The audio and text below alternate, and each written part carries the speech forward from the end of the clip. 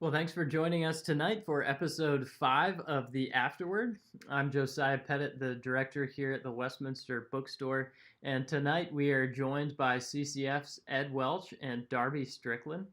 My wife is actually on staff at CCF, so I've had the privilege of getting to know both Darby and Ed personally over the last few years at various CCF staff gatherings and White Elephant Christmas gift exchanges. So it's fun to have you both on here tonight for a conversation about Darby's new book. To begin, Ed, I wonder if you could tell us a little bit about Darby. What's it been like seeing her as both your student and now publishing this major work? Well, thank you so much for the question. That's a great question. My first recollection of Darby was in a conference room at CCF when she thought I was one of her fellow students, and I was just so tickled and blessed by that to think that I was still looking student-like. I had Darby in classes, and if you read her book or if you've read her book, you'll see you'll see the outline of Darby that I saw as a student. Very careful, thoughtful, compassionate, pastoral in the way she brought scripture to bear meaningfully to people's lives. That's what I saw as a student. The other end of the spectrum, what's it like to work with her? Darby, I hope this doesn't seem horribly paternal, but the way I pray for my children is that they will far excel me in their knowledge of Christ and their fruitfulness for Christ. And I am so thankful that I see that happening in both of my children. I just didn't expect they would excel me at this age. Well, I think the same thing with Darby. I am just thrilled to see her go far beyond me, and in her writing, in her speaking, in her care for other people. So this is every father's dream. So Darby, excuse the paternal imagery, but I love it. you understand what I'm saying. Thanks for that, Ed. I wonder if I could ask both of you, since you're counselors, but also now authors, how have you used books in your own counseling ministries in the setting of a counseling situation? How have you used books to help those who are struggling? Ed, maybe we can start with you. I don't have any particular stories. The way I use books is I just give books away. Whenever I think a person could benefit from a book, I give it away. And and I give my own books away. I give books that I own more than books that I've written away.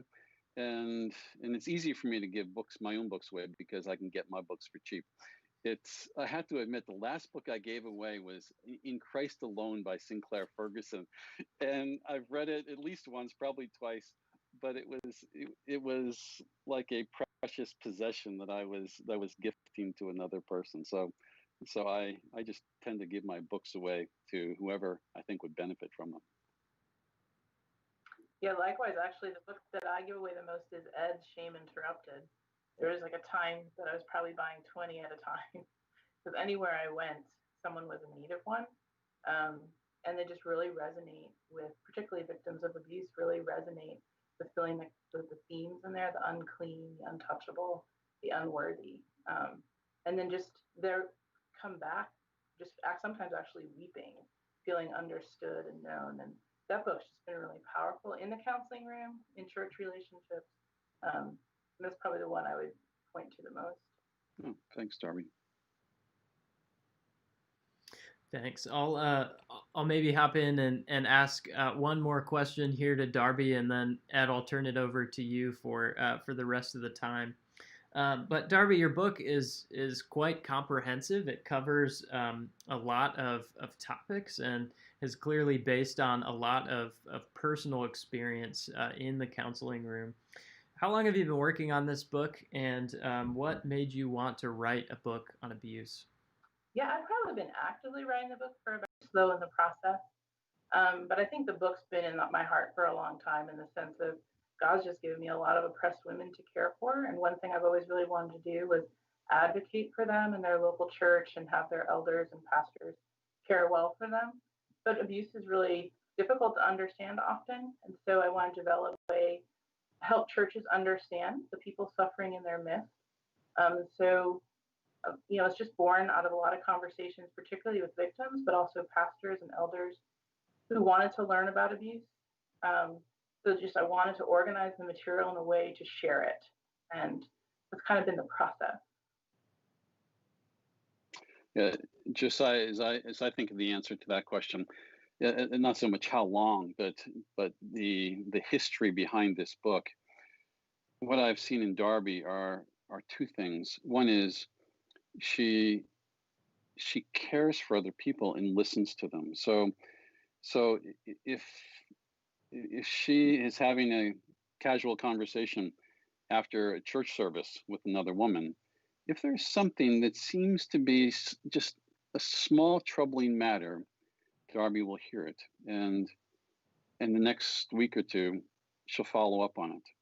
And you can imagine a woman who is reluctant to speak about things that, like as Darby's saying, could potentially be so shameful.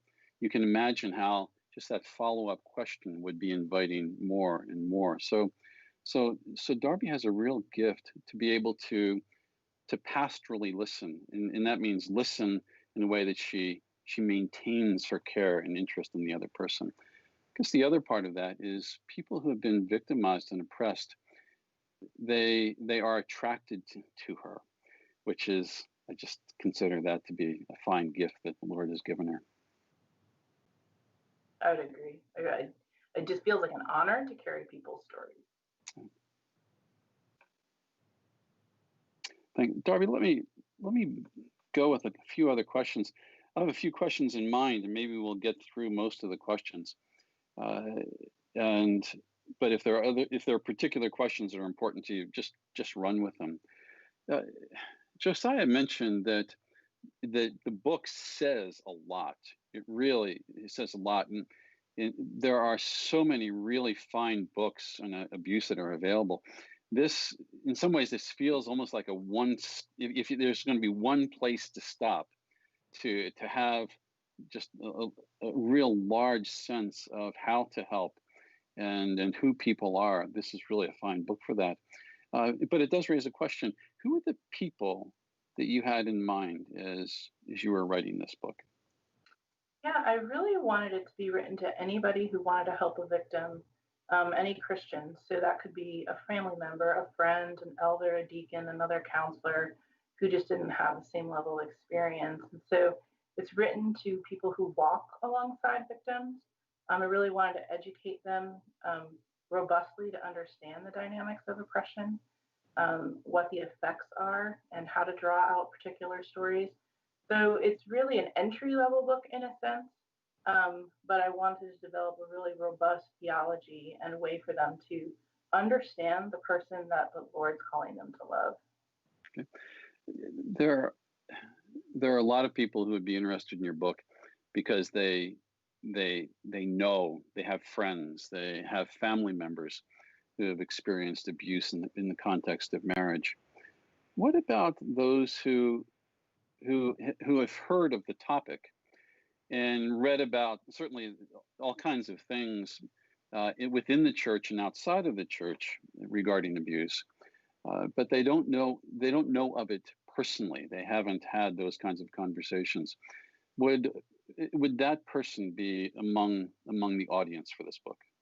I really hope so. I try to bring a lot of illustrations, a lot of stories, so that people can understand, map onto other people's lives my experience to help people understand. But I think it's a book that I really want people to read before they need it, which I know is a big ask. But I know from being involved with churches and elders, when they're involved in these situations, it's usually months in that they realize, oh no, this was abuse. And we've done all this and all this harm kept happening. And so if they go in with their eyes alert to the right things, the process just goes so much better. And so I don't want people to have to learn like I did, very overwhelmed and learning along the way and hurting people as I was learning. So I really hope that people who don't think they need it think maybe one day that they use it to train their churches or in women ministers, things like that. And what can drive those who don't have firsthand experience with it? What can drive them to the book are two things. One is, you talk about this in the book, to know the heart of God for those who have been victimized and oppressed, where it is, once you look for it, it is everywhere in Scripture. It is absolutely everywhere. So that would be one reason why this has a much broader audience, because you want to introduce people to the very heart of God. The other is for every one abusive situation we might have heard about, not personally involved in any way, but we heard about, there's probably, who knows how many people are represented in that X equals 1. So could you say a little bit about the scope of this? If we haven't seen it before, just put us on alert to it. Maybe even statistics. I don't know what would help us to see the expanse of it. Yeah, actually, they say 3/4 of Americans know somebody who is a victim of domestic violence in the course of their lifetime. So it is really likely you will encounter a victim. 30% of Americans say they know someone who was physically abused in the last year. And so it's quite prevalent. I think we often struggle because we fail to think that it's happening in our midst. Abuse is like a hidden reality. Oppressors are great pretenders. Evil likes to hide, right? And so it's something that we're not aware of is happening if we're not trained to see it. And so some of the things I hope to do in the book is just bring out some of those warning flags, some of those patterns to be looking for, even ask churches to start talking about it so that victims say, hey, in my church, they understand, and give them a place to go. Two-part question that you're causing me to think of. The abuse is, we're more familiar with abuse in marriages than we have been in the last who knows how many generations. Good thing? Any concerns about that? Any comments on our place in sort of the history of this particular problem? I think it's good in the sense is that we're bringing something that was in the darkness into the light, and we're gaining an awareness. And I think because women are more freer to talk to other women, just our society is more open. We share details we might not have 20 years ago. Men are valuing women more in our churches, and so they're listening to stories. So I think that those are good movements and good things. Abuse is a funny word, right? It can be overused, it could be misunderstood. So I think some people struggle with the word, they fear that it's being misused or overused. And so I think like in any time in history, whether it's this time or times past or times to come, we always want to be really careful. We want to be slow, we want to be deliberate, we want to know no case of abuse is the same, right? So anything you think you know in one case of abuse, you really kind of have to start all over with the second case. So I just urge people's slowness. What's the benefit of having that category in mind? The category of abuse, or the category that you use much more often in the book, the category of oppression. Why is that important for us to have that particular category? Yeah, I think that's great because right in marriage we're all sinners and we cause our spouses harm. We're all doing that all the time, sadly. And what's different when abuse comes into the picture is the person is willing to, their idolatry happens in such a way that they are willing to wound another person to get their way, to maintain control or domination in the relationship. And when that's happening, our priorities in addressing that have to change. So when we use the term abuse or the label abuse comes in, all we're doing is doing all the other things we would normally do, except now we have to think about protection and safety for a victim. So it's a small shift, really, a small layer, but it really changes a lot of how we interact. That's very helpful. It's very helpful. Darby, walk us through what you would like a friend to, let's say a friend has learned something about her friend. There's some kind of violence, some kind of abuse or oppression in the home. Let's say a friend has heard that, which means it must be a very good friendship because it's been entrusted to this friend. Now what? What would you like that friend to be able to do at that point? And how might the book help the friend to do those things? Yeah, I really want the friend one to, again, slow down, draw out more details of what they're hearing. Often when we hear something like that, we think it's a one-off. A wife complains about a harsh moment or a thrown mug, and we don't look for more. We want to address the one incident. So I would want good friends to ask simple questions. Has that happened before? How often is the level of rage like that? Are you afraid? What's it like for you? So the book is full of lots of questions to help helpers draw out and fill out the stories. And then I think just mirroring back for the person that what they're hearing isn't right. Oftentimes, victims of abuse feel like it's their fault. They did something to upset their spouse. They feel deserving of the punishment. And oftentimes, as Christians, we know we're both sinners. So we'll say we want to figure out how did you contribute or what are your marital dynamics. And I think it's really important that when we hear horrific details, we act horrified. When we hear things that are stunning or brutal, that we should name them as such. And I just think it gives a victim clarity. I mean, Scripture names sins really clearly, and so by naming sins for victims,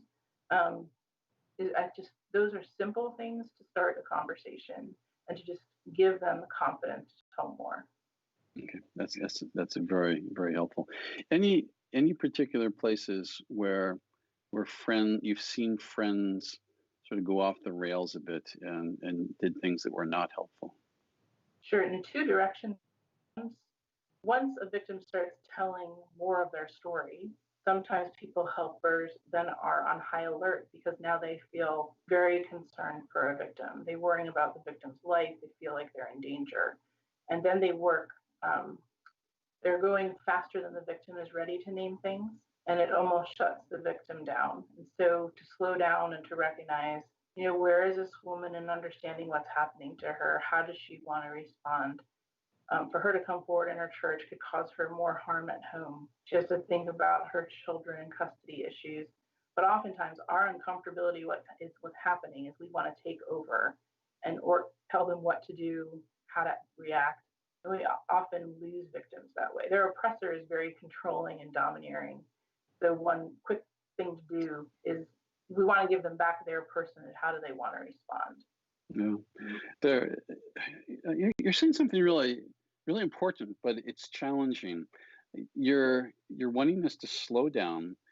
A franticness is probably not going to help. Yet at the same time, when a person we love seems to be in danger, we want to do something, and so the instinct is to be active and to make something happen, to protect. How do we somehow keep those things? How do we balance that? How do we care when both of those desires are present?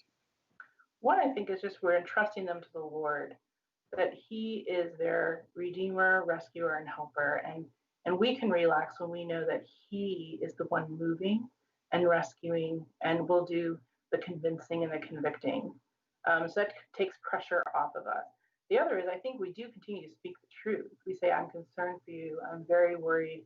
This is what I hear God's heart would be saying for you. This is where I see in Scripture He would guide you. So I think we're saying those things, but we're not saying them as a command. We're saying them as a fellow traveler alongside them.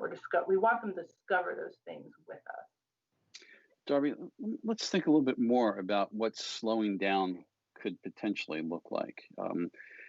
When have you slowed down? What are things that alert you to slowing down? One of the things that you got me thinking, which I find myself doing occasionally, is something is important. We first of all we have to hear that something is important. In other words, we believe God says this is important, so we believe it's important.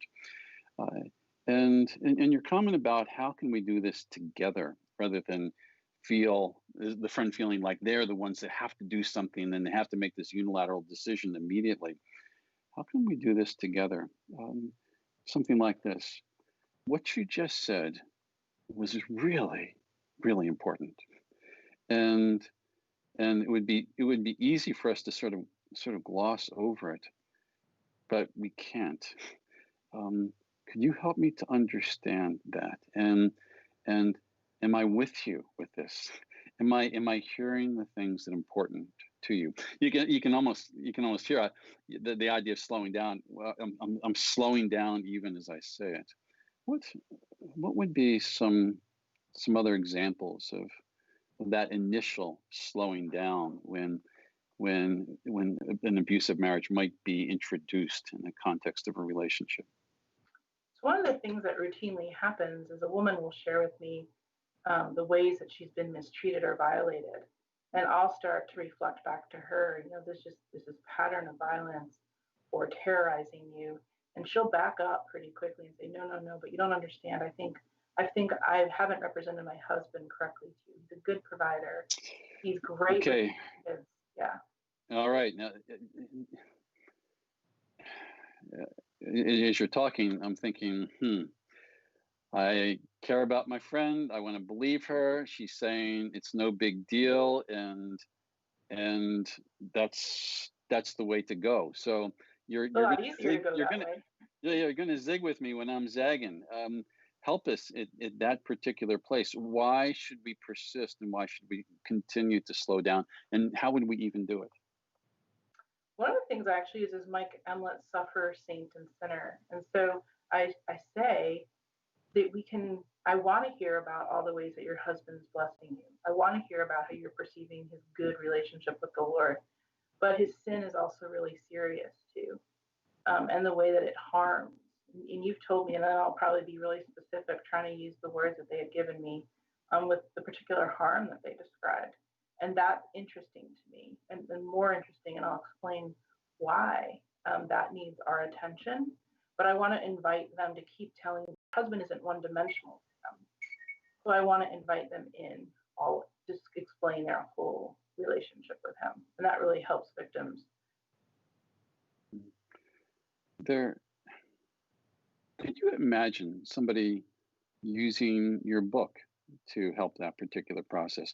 One of the things that I think is so helpful in the book is you're not giving a prescription. Here are the 30 questions that you need to ask, but you really do help us to be very specific. Here is one question or two questions, and then here are some potential follow-up questions. Could you imagine somebody taking the book and saying, well, here's this Darby person, and she's suggesting these things are probably important things. Here are some questions we could ask. I guess that's a rhetorical question. I guess I'm saying I think the book could be used helpfully that way, where it can just be brought off the shelf and hey, let's have some of these questions guide us. Let's see where we go. Any other thoughts on that? Go ahead. Actually, I designed the book to kind of have a workbook feel to it, so that someone could pull it off the shelf and use it with someone. Just because as helpers, we get overwhelmed with the detail. Sometimes we need a guide, but I think it's really helpful for victims to go through all different questions and with the understanding of there's a purposefulness behind it. I love that idea, and which could even we can do things that are unhelpful when we feel utterly incompetent. That's when we can be prone to saying things that are unhelpful, or we simply don't want to talk about areas where we feel less than competent. And I so appreciate what you're saying, because it doesn't take a whole lot of competence to say, here's this book I've been reading. Let's just go through parts of it together and see if the Spirit uses that to bring certain conversations here. I think the book is really very, very fine at that. Thanks. And thanks for your care, because the book is not is not simply saying, well, here are the facts about abuse and here are questions you can ask. It really, you love those who have been violated, and you really want to help us to help them. And so the book does have that, take it off the shelf and use it. That's very helpful. A couple of the questions that I've had. One is we will encounter women who have been abused in the context of marriage more often than men. Your thoughts on the place of men when we hear about such things? What can we do? What are some scenarios that you can imagine where men in the church would be involved in some way? How can we participate well? Yeah, I think men's, particularly male leadership's participation is really important. How might a man actually hear about this first? Because it's not going to attention, you mean? Yeah, because it's not going to be the way that you might hear about it, where you have conversations that are important conversations that a male wouldn't be having with a woman after church. So how would a man even become part of this? When I do my counseling, I often will advocate for a victim, and I will go to her church and speak with the elders and share her story, an abbreviated version, the level of details that are appropriate. I know in other situations, their friends will go with them, the male leadership, to ask for help. And so it often is a woman is sharing her story with another woman, and then they go together to ask for help. And I've just recognized that when male leadership hears a story and a good friend has sat with another woman and she's helped organize it and communicate it, because male leadership is very threatening to an abused woman, right? And a male leader can say to her, "This is wrong." It's just very powerful when her pastor can look at her and say, "This is against God's design for marriage, and I'm greatly concerned for you." It really resonates with the woman differently. I might counsel someone for 9 months, and they're struggling to say, is it really abuse? Is it really that bad? Is it my fault? When her pastor can look at the details of her situation and speak to it, it carries a different weight. And then victims are usually better able at that point to make decisions and ask for help and have clarity. Darby, you're giving a bit of a roadmap where the woman is willing to speak openly with a friend. The friend is trying to understand questions, and in the course of that conversation, the story becomes a bit more clear. And what you're suggesting at that point is to enlarge the circle of people who are aware. Now that the story, in a sense, is prepared, and there is an advocate as they go to male leadership. There's a good bit of work before they went to male leadership. If the person does not want to go to speak with elders or pastors, then what? Sometimes I'll ask, is it okay if I go on your behalf and let them know to be praying for you? Or is there another woman in the church who has a leadership role, or an elder's wife I can connect you with? I still want to be expanding the number of people involved in her care. Other times I say, well, let's just keep writing and working and praying about when the Lord, it's time for you to share the story, and the Lord will make it clear to you, and you'll have the confidence to do that. So sometimes we have to take other little baby steps to do that, just so that they gain confidence. If it's writing a letter, practicing telling another friend, being believed by somebody else usually helps them. So I'm just trying to think of what little steps can I help them have confidence in. They're very, very helpful suggestions. I really appreciate those. They're a different kind of question, Darby. You have been gifted to care for women who have been victimized in this way, in the context of, in the worst of all contexts, in some ways, in the context of their very marriage. how are you strengthened to be able to help them? We're called to bear one another's burdens, and it's our privilege to do such things. It's our honor to do such things. How do you do that, and how are you strengthened in the midst of it? Yeah, that's a great question. I think one is when I first was doing this work, I didn't have the same spiritual grounding, and the stories would keep me up at night, and they were heavy, and I didn't know what to do. And I think that's just a normal part of the process when you hear about atrocities for them to stir your soul. That's normal. But after walking through with so many women and seeing the Lord's faithfulness to them, it became easier for me to just trust and anticipate how He would care for them. But I also have to do things to tend to my own soul. I have to be tasting and seeing the Lord's goodness. I love being out in creation and by water, and spend a lot of time in the darkness professionally. And so just, enjoying my kids, husband, a good meal, I have to really be disciplined in my own self in creating spaces of beauty, of peace. So there are two things I draw from that. One is you move from the person who feels like the responsible expert. I got to do something, and what can I do? What are the decisions I need to make? To you're walking with this person, and you honor their particular pace in this. This is something you are doing together. So that's been one of the changes, and the other has been simply your own confidence that when we have no idea what to do, there are two ways we can go. One is we frantically think of what we should do. The other is, this is exactly where we should be. This is exactly where we should be. Otherwise we don't love by faith. We simply love and try to help by our own wits, and being able to know who we are praying to with another person and on behalf of another person is one of the things we all anticipate in as we have the honor of knowing those who have been victimized. Darby, thanks. I could ask you so many more questions, but I think this captures some of the usefulness of the book. Thank you so much for your willingness to not just have grown in this yourself, but to allow us to grow with you. It's a labor of love to us as well. Thank you so much. Josiah, any?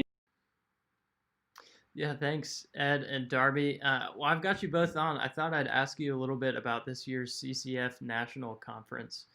Normally, the National Conference, I think for a lot of us, is really the highlight of our year.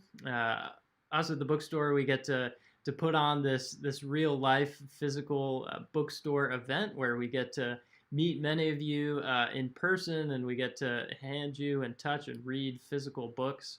And we get to hear from so many good CCF teachers and gather for a couple of days. But with COVID, we're not able to do that, and this year's conference will all be held virtually.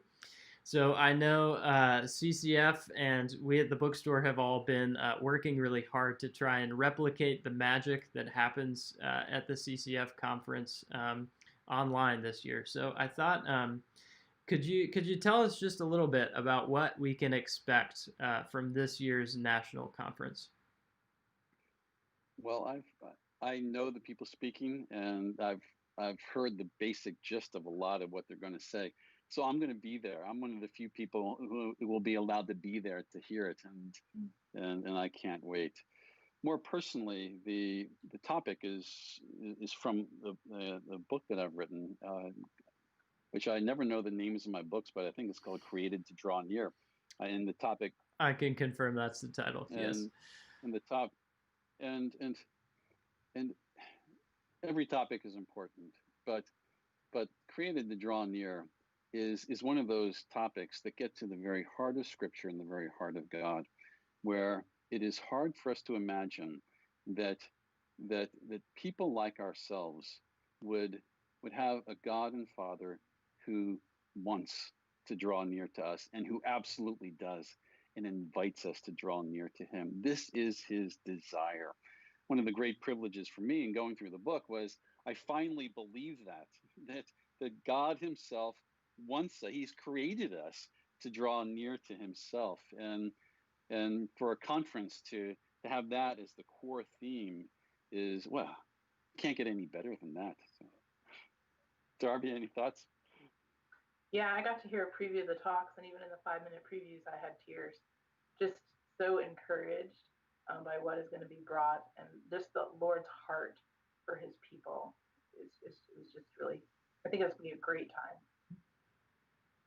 Yeah, I have to say, Johnny Gibson, who normally hosts this podcast program, will also be speaking at this year's national conference. And after he heard a preview of your talk at Darby, he was a little bit jealous that he couldn't be the one to interview you, because he just found it so edifying and practical, and there were so many questions that came to mind that he wanted to ask you. So he was a little bit jealous of you, Ed. But if you haven't already, please head on over to ccf.org, and you can find out more about how you can join this year's national conference without having to travel or stay in a hotel.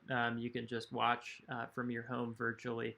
So ccf.org, please go check that out, and we hope to see many of you there. Thanks for letting me do this instead of Johnny. I really appreciate that, Josiah.